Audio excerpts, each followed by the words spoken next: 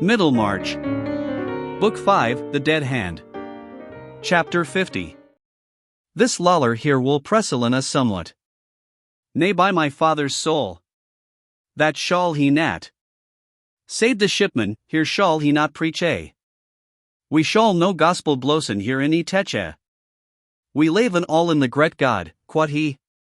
He wolden soen some difficulty. Canterbury Tales. Dorothea had been safe at Freshitt Hall nearly a week before she had asked any dangerous questions. Every morning now she sat with Celia in the prettiest of upstairs sitting rooms, opening into a small conservatory, Celia all in white and lavender like a bunch of mixed violets, watching the remarkable acts of the baby, which were so dubious to her inexperienced mind that all conversation was interrupted by appeals for their interpretation made to the oracular nurse. Dorothea sat by in her widow's dress, with an expression which rather provoked Celia, as being much too sad, for not only was baby quite well, but really when a husband had been so dull and troublesome while he lived, and besides that had, well. Sir James, of course, had told Celia everything, with a strong representation how important it was that Dorothea should not know it sooner than was inevitable. But Mr. Brooke had been right in predicting that Dorothea would not long remain passive where action had been assigned to her. She knew the purport of her husband's will made at the time of their marriage, and her mind, as soon as she was clearly conscious of her position, was silently occupied with what she ought to do as the owner of Lowick Manor with the patronage of the living attached to it. One morning when her uncle paid his usual visit, though with an unusual alacrity in his manner which he accounted for by saying that it was now pretty certain Parliament would be dissolved forthwith, Dorothea said, "Uncle, it is right now that I should consider who is to have the living at Lowick. After Mr. Tucker had been provided for, I never heard my husband say that he had any clergyman in his mind as a successor to himself. I think I ought to have the keys now and go to Lowick to examine all my husband's papers. There may be something that would throw light on his wishes." "No hurry, my dear," said Mr. Brooke, quietly. "By and by, you can go, if you like. But I cast my eyes over things in the desks and drawers, there was nothing but deep subjects, besides the will. Everything can be done by and by. As to the living, I have had an application for interest already, I should say rather good. Mr. Tyke has been strongly recommended to me, I had something to do with getting him an appointment before. An apostolic man, I believe, the sort of thing that would suit you, my dear. I should like to have fuller knowledge about him, uncle, and judge for myself if Mr. Casaubon has not left any expression of his wishes. He has perhaps made some addition to his will, there may be some instructions for me," said Dorothea, who had all the while had this conjecture in her mind with relation to her husband's work. "Nothing about the rectory, my dear, nothing," said Mr. Brooke, rising to go away, and putting out his hand to his nieces, "nor about his researches, Nothing in the will." Dorothea's lip quivered. "Come, you must not think of these things yet, my dear. By and by, I am quite well now, uncle, I wish to exert myself." Well, we shall see. But I must run away now, I have no end of work now, it's a crisis, a political crisis, And here is Celia and her little man, you are an aunt, now, and I am a sort of grandfather," said Mr. Brooke, with placid hurry, anxious to get away and tell Chet Tam that it would not be his, Mr. Brooke's, fault if Dorothea insisted on looking into everything. Dorothea sank back in her chair when her uncle had left the room, and cast her eyes down meditatively on her crossed hands. "Look, Dodo. Look at him. Did you ever see anything like that?" said Celia, in her comfortable staccato. "What, Kitty?" said Dorothea, lifting her eyes rather absently. "What?" "Why, his upper lip, see how he is drawing it down, as if he meant to make a face. Isn't it wonderful? He may have his little thoughts. I wish nurse were here. Do look at him." A large tear which had been for some time gathering, rolled down Dorothea's cheek as she looked up and tried to smile. "Don't be sad, Dodo, kiss baby. What are you brooding over so? I am sure you did everything, and a great deal too much. You should be happy now. I wonder if Sir James would drive me to Lowick. I want to look over everything, to see if there were any words written for me. You are not to go till Mr. Lydgate says you may go. And he has not said so yet. Here you are, nurse, take baby and walk up and down the gallery." Besides, you have got a wrong notion in your head as usual, Dodo, I can see that, it vexes me. Where am I wrong, Kitty? Said Dorothea, quite meekly. She was almost ready now to think Celia wiser than herself, and was really wondering with some fear what her wrong notion was. Celia felt her advantage, and was determined to use it. None of them knew Dodo as well as she did, or knew how to manage her. Since Celia's baby was born, she had had a new sense of her mental solidity and calm wisdom. It seemed clear that where there was a baby, things were right enough, and that error, in general, was a mere lack of that central poising force. I can see what you are thinking of as well as can be, Dodo, said Celia. You are wanting to find out if there is anything uncomfortable for you to do now, only because Mr. Casaubon wished it. As if you had not been uncomfortable enough before. And he doesn't deserve it, and you will find that out. He has behaved very badly. James is as angry with him as can be. And I had better tell you, to prepare you. Celia, said Dorothea, entreatingly, you distress me. Tell me at once what you mean. It glanced through her mind that Mr. Casaubon had left the property away from her, which would not be so very distressing. Why, he has made a codicil to his will, to say the property was all to go away from you if you married, I mean. That is of no consequence, said Dorothea, breaking in impetuously. But if you married Mr. Ladislaw, not anybody else, Celia went on with persevering quietude. Of course that is of no consequence in one way, you never would marry Mr. Ladislaw, but that only makes it worse of Mr. Casaubon. The blood rushed to Dorothea's face and neck painfully. But Celia was administering what she thought a sobering dose of fact. It was taking up notions that had done Dodo's health so much harm. So she went on in her neutral tone, as if she had been remarking on baby's robes. James says so. He says it is abominable, and not like a gentleman. And there never was a better judge than James. It is as if Mr. Casaubon wanted to make people believe that you would wish to marry Mr. Ladislaw, which is ridiculous. Only James says it was to hinder Mr. Ladislaw from wanting to marry you for your money, just as if he ever would think of making you an offer. Mrs. Cadwallader said you might as well marry an Italian with white mice. But I must just go and look at baby, Celia added, without the least change of tone, throwing a light shawl over her, and tripping away. Dorothea by this time had turned cold again, and now threw herself back helplessly in her chair. She might have compared her experience at that moment to the vague, alarmed consciousness that her life was taking on a new form, that she was undergoing a metamorphosis in which memory would not adjust itself to the stirring of new organs.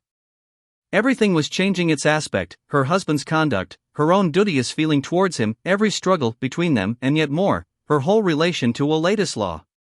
Her world was in a state of convulsive change. The only thing she could say distinctly to herself was that she must wait and think anew. One change terrified her as if it had been a sin. It was a violent shock of repulsion from her departed husband, who had hidden thoughts, perhaps perverting everything she said and did. Then again she was conscious of another change which also made her tremulous. It was a sudden strange yearning of heart towards Ladislaw. It had never before entered her mind that he could, under any circumstances, be her lover. Conceive the effect of the sudden revelation that another had thought of him in that light, that perhaps he himself had been conscious of such a possibility, and this with the hurrying, crowding vision of unfitting conditions, and questions not soon to be solved. It seemed a long while, she did not know how long, before she heard Celia saying, "That will do, nurse, he will be quiet on my lap now. You can go to lunch, and let Garrett stay in the next room." "What I think, Dodo," Celia went on, observing nothing more than that Dorothea was leaning back in her chair, and likely to be passive, "is that Mr. Casaubon was spiteful. I never did like him, and James never did. I think the corners of his mouth were dreadfully spiteful. And now he has behaved in this way. I am sure religion does not require you to make yourself uncomfortable about him. If he has been taken away, that is a mercy, and you ought to be grateful. We should not grieve, should we, baby?" said Celia confidentially to that unconscious center in poise of the world, who had the most remarkable fists, all complete even to the nails, and hair enough, really, when you took his cap off, to make you didn't know what. In short, he was Buddha in a Western form. At this crisis Lydgate was announced, and one of the first things he said was, "I fear you are not so well as you were, Mrs. Casaubon. Have you been agitated? Allow me to feel your pulse." Dorothea's hand was of a marble coldness. "She wants to go to Lowick," to look over papers, said Celia.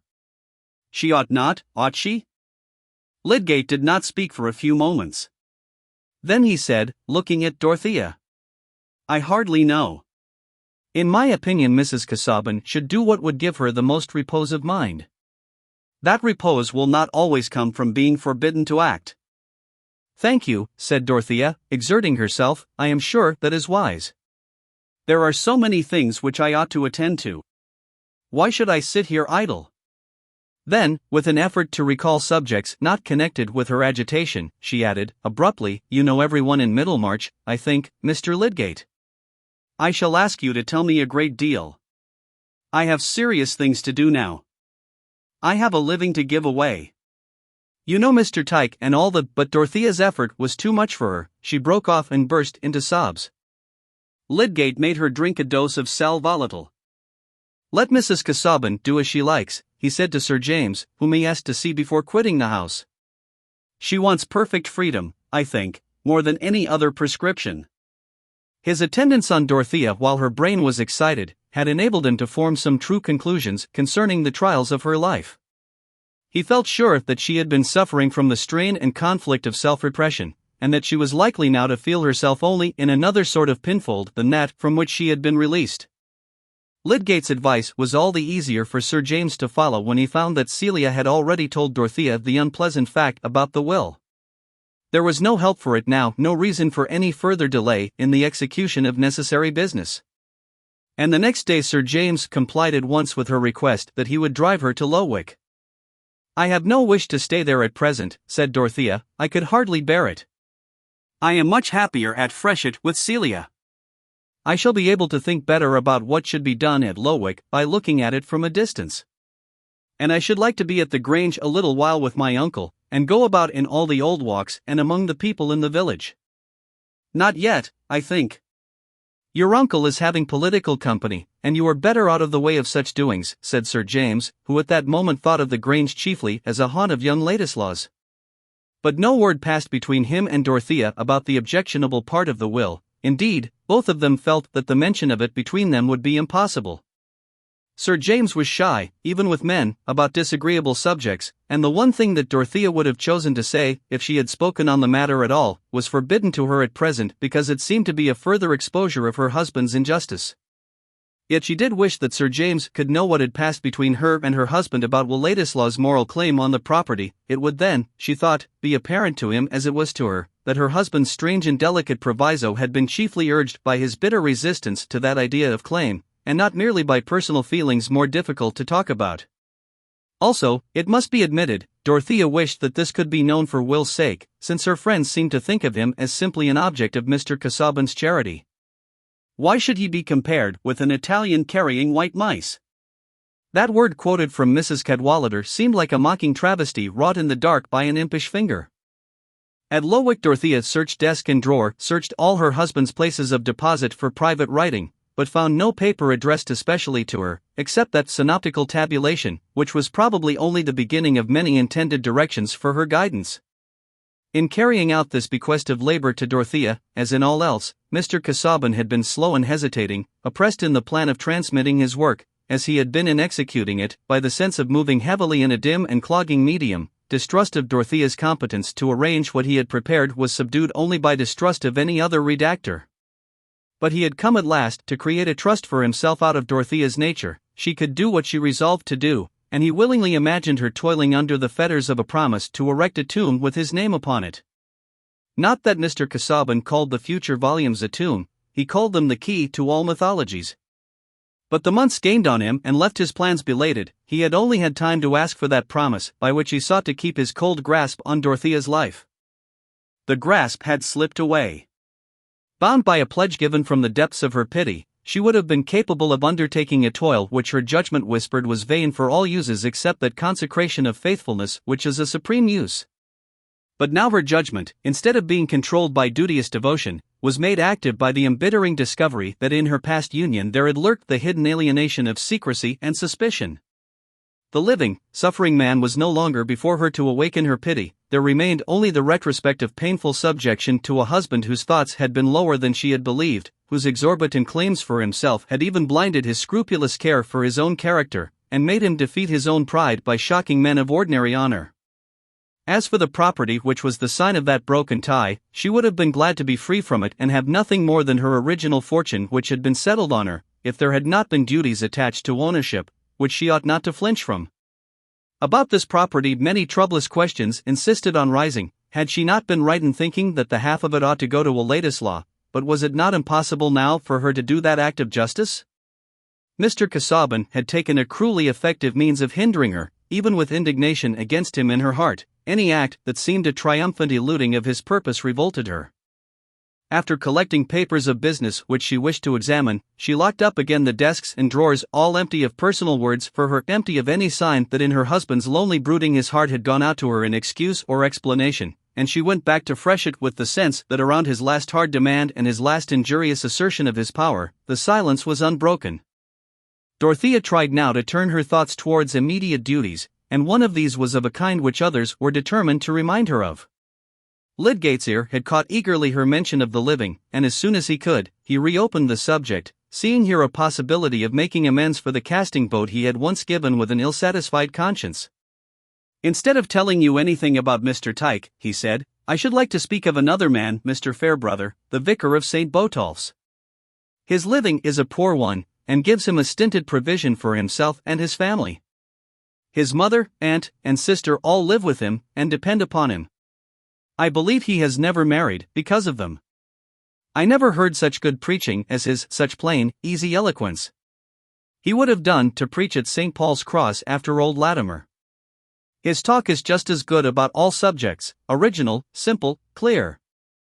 I think him a remarkable fellow. He ought to have done more than he has done." "Why has he not done more?" said Dorothea, interested now in all who had slipped below their own intention. "That's a hard question," said Lydgate. "I find myself that it's uncommonly difficult to make the right thing work. There are so many strings pulling at once. Fairbrother often hints that he has got into the wrong profession. He wants a wider range than that of a poor clergyman, and I suppose he has no interest to help him on. He is very fond of natural history and various scientific matters, and he is hampered in reconciling these tastes with his position. He has no money to spare, hardly enough to use, and that has led him into card-playing. Middlemarch is a great place for whist. He does play for money, and he wins a good deal. Of course that takes him into company a little beneath him, and makes him slack about some things, and yet, with all that, looking at him as a whole, I think he is one of the most blameless men I ever knew. He has neither venom nor doubleness in him, and those often go with a more correct outside. I wonder whether he suffers in his conscience because of that habit," said Dorothea. "I wonder whether he wishes he could leave it off." "I have no doubt he would leave it off. If he were transplanted into plenty, he would be glad of the time for other things." "My uncle says that Mr. Tyke is spoken of as an apostolic man," said Dorothea, meditatively. She was wishing it were possible to restore the times of primitive zeal, and yet thinking of Mr. Fairbrother with a strong desire to rescue him from his chance-gotten money. "I don't pretend to say that Fairbrother is apostolic," said Lydgate. "His position is not quite like that of the apostles. He is only a parson among parishioners whose lives he has to try and make better. Practically I find that what is called being apostolic now is an impatience of everything in which the parson doesn't cut the principal figure. I see something of that in Mr. Tyke at the hospital. A good deal of his doctrine is a sort of pinching hard to make people uncomfortably aware of him. Besides, an apostolic man at Lowick, he ought to think, as St. Francis did, that it is needful to preach to the birds." "True," said Dorothea. "It is hard to imagine what sort of notions our farmers and laborers get from their teaching. I have been looking into a volume of sermons by Mr. Tyke. Such sermons would be of no use at Lowick, I mean, about imputed righteousness and the prophecies in the Apocalypse. I have always been thinking of the different ways in which Christianity is taught, and whenever I find one way that makes it a wider blessing than any other, I cling to that as the truest. I mean that which takes in the most good of all kinds, and brings in the most people as sharers in it. It is surely better to pardon too much, than to condemn too much. But I should like to see Mr. Fairbrother and hear him preach." "Do," said Lydgate. "I trust to the effect of that. He is very much beloved, but he has his enemies too. There are always people who can't forgive an able man for differing from them. And that money-winning business is really a blot. You don't, of course, see many Middlemarch people, but Mr. Ladislaw, who is constantly seeing Mr. Brooke, is a great friend of Mr. Fairbrother's old ladies, and would be glad to sing the vicar's praises. One of the old ladies, Miss Noble, the aunt, is a wonderfully quaint picture of self-forgetful goodness, and Ladislaw gallants her about sometimes. I met them one day in a back street. You know Ladislaw's look, a sort of doffness in coat and waistcoat, and this little old maid reaching up to his arm. They look like a couple dropped out of a romantic comedy. But the best evidence about Fairbrother is to see him and hear him. Happily Dorothea was in her private sitting room when this conversation occurred, and there was no one present to make Lydgate's innocent introduction of Ladislaw painful to her. As was usual with him in matters of personal gossip, Lydgate had quite forgotten Rosamond's remark that she thought Will adored Mrs. Casaubon. At that moment he was only caring for what would recommend the Fairbrother family, and he had purposely given emphasis to the worst that could be said about the vicar, in order to forestall objections. In the weeks since Mr. Casaubon's death he had hardly seen Ladislaw, and he had heard no rumor to warn him that Mr. Brooke's confidential secretary was a dangerous subject with Mrs. Casaubon. When he was gone, his picture of Ladislaw lingered in her mind and disputed the ground with that question of the Lowick living. What was Will Ladislaw thinking about her? Would he hear of that fact which made her cheeks burn as they never used to do? And how would he feel when he heard it? But she could see as well as possible how he smiled down at the little old maid. An Italian with white mice, on the contrary, he was a creature who entered into everyone's feelings, and could take the pressure of their thought instead of urging his own with iron resistance.